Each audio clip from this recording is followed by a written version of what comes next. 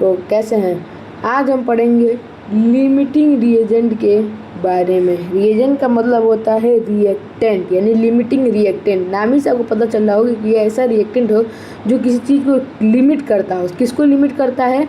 तो ये जो है प्रोडक्ट को लिमिट कर लेता है। और ये जो लिमिटिंग रिएजेंट होता है वो केमिकल रिएक्शन में पूरी तरीके से यूज्ड हो जाता है, प्रोडक्ट को क्या करेगा?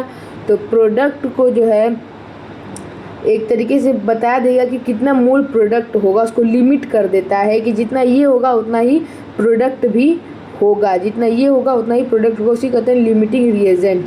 अब इस लिमिटिंग रिएजेंट में यहाँ पे एग्जाम्पल एक दिया हुआ है, पहले उसको देख लेते हैं। एग्जाम्पल क्या दिया हुआ है? जैसे 2NH2N2 plus 3H2 equal to 2NH3 बना रहा है।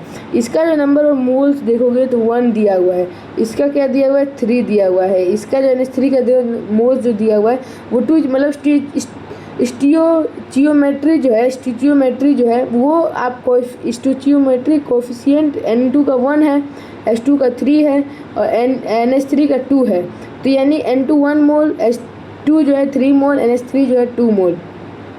अब यहाँ पे N2 का जो मोल है वो लेस है, वो क्या है? लेस है। इसलिए जो है यही क्या हो जाएगा यहाँ पे? लिमिटिंग रिएजेंट कौन हो जाएगा? यही आपका N2 जो होगा यहाँ पे लिमिटिंग रिएजेंट हो जाएगा। अब यहाँ पे एक और कॉन्सेप्ट हो जाता है, कभी कभार ऐसे डायरेक्ट ऐसे आप कर सकते हैं, लेकिन कभी कभार होता है क्या है कि इस N2 का, ये जो N2 है और ये H2 है जो रिएक्टेंट है, सब इनका मास दे देता है जनरली। इनका मास, जैसे N2 का मास आपको मान लीजिए 56 ग्राम दे दिया, ठीक है, और H2 का मास आप 4 ग्राम्स दे दिया, ठीक है, H2 का मास।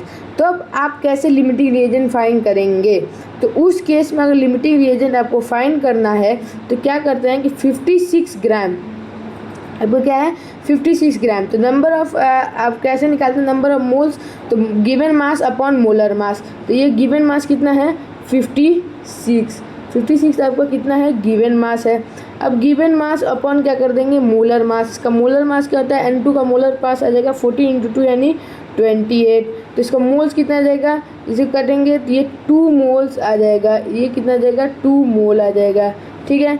वैसे ही हाइड्रोजन जो है, हाइड्रोजन को 4 मत लीजिए, हाइड्रोजन को हम ले लेते हैं 8 ग्राम हाइड्रोजन को ले लेते हैं। तो हाइड्रोजन का जो है कितने मोल होगा? तो 8, हाइड्रोजन कितना होगा? 8 अपॉन में कितना? 2 इक्वल टू 4 मोल आ रहा है, ठीक है। अब इसके बाद इसकी स्टिचियोमेट्री के साथ उसको डिवाइड करेंगे। इसका स्टिचियोमेट्री जो कोफिशिएंट होगा वो क्या होगा? 1। तो इस 2 मोल को 1 से डिवाइड कर देंगे तो कितना आ रहा है? 2 आ रहा है, ठीक है। वैसे ही जो है NH2 है, 3H2 है, ये 8 ग्राम आया था आपका, 8 ग्राम का 4 मोल आया था। कौन? H2 जो 4 मोल आया था। अब इसकी स्टिचियोमेट्री जो कोफिशिएंट जो 3 है उसको से डिवाइड कर देंगे तो 4/3। तो बेसिकली कौन सा बड़ा लग रहा है आपको? 2 बड़ा है कि ये बड़ा है? तो आपको देखने को मिलेगा कि 2 इज़ जनरली ग्रेटर देन 4/3।